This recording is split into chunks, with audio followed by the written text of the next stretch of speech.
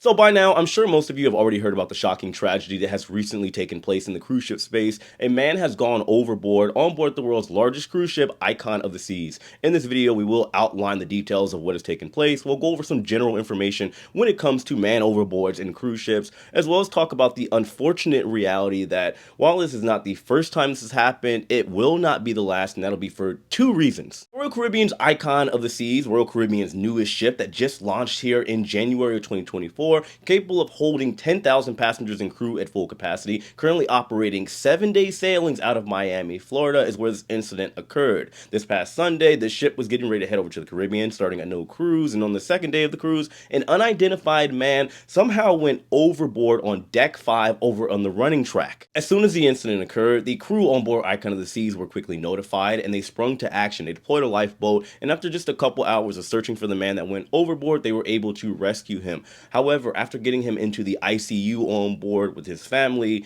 he ended up succumbing to his injuries and unfortunately passed away. My sincere condolences do go out to the friends, family, and loved ones of this passenger that ended up passing away. Very sad and tragic situation. However, we also do have to give a shout out to the crew that were able to spring to action so quickly and initially end up rescuing this man and bringing him back on the ship, because it is not an easy task, which I'll explain later on in the video. Now, looking at the situation as a whole, naturally a lot of people are curious. They want to know what happened, because something that is commonly said whenever there is a man overboard is nobody just falls off of a cruise ship, which is very true. However, we don't know if this was intentional. We don't know if there's foul play. Well, if there was foul play, obviously it'd be getting a lot more attention, and that's something that probably would have been brought up at this point, but we don't know all the details. That being said, even though we don't have the information, this situation in and of itself is very shocking, especially when it comes to Icon of the Seas. Don't quote me on this, but I do believe this is the first time something like this has happened on this brand new cruise ship. I was on board back in January, a few days before it was initially open to the public, and to me,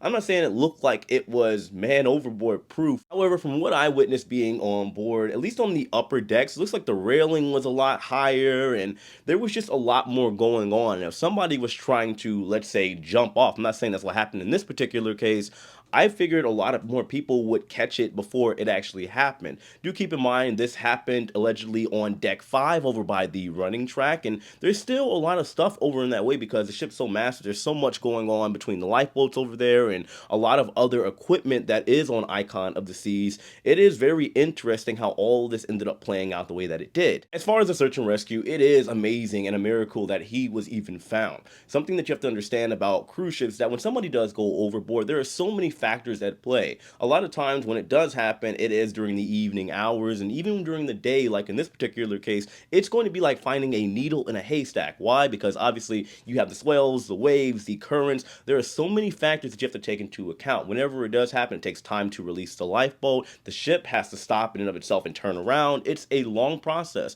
So they were able to find him and bring him back on board. But again, as you saw, we don't know exactly what ended up causing him to unfortunately pass away, but something happened. Maybe it was water in his lungs or something of that nature, but nevertheless, it's still unfortunate. Man overboard situations such as this are not common. They are also technically not uncommon either. Globally, it happens about 25 to 26 times per year. If you broke it down on a month-by-month time frame, you're talking about 2 times per month, which is not completely accurate because there is a season, or rather I would say seasons throughout the year, that I believe it happens and it becomes somewhat of a trend. It's very weird how it goes down. As far as Royal Caribbean, I believe since about 2020, it's happened about 9 or 10 times on their ships, but this does happen with multiple cruise lines, as most of you probably know. Being completely honest and realistic, unfortunately, this will continue to happen, and not just with Royal Caribbean.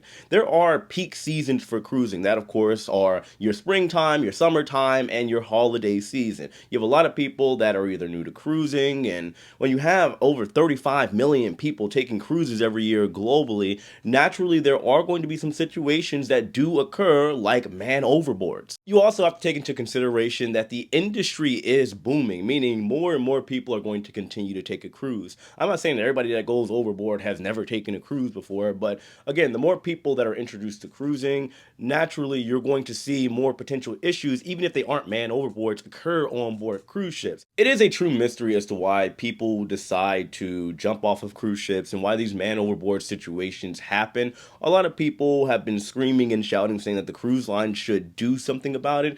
They do. Even now on Icon of the Seas, the railings are a lot higher and you'll see glass barriers. You'll see a lot of cruise lines are implementing these things now. However, people are still going overboard. I don't think it is solely a cruise ship thing. Obviously, if you go look at, let's say, any train station up north in New York or Chicago, every now and then there are people that are pushed over, there are people that jump in front of the train, there are people that jumps off bridges and everything in between. It is unfortunate, and the only thing I can say to this is that if you are cruising with somebody and you know they're going through something, maybe a cruise is not right for them. Maybe they need help, maybe they need therapy, or maybe they just need something a little bit more land-based because it's maybe their preference or it would be better suited for them. Once again, a very unfortunate situation. Of course, let me know your thoughts on this in the comment section below. I appreciate all of you. I love all of you. Thanks for watching, and I'll see you later.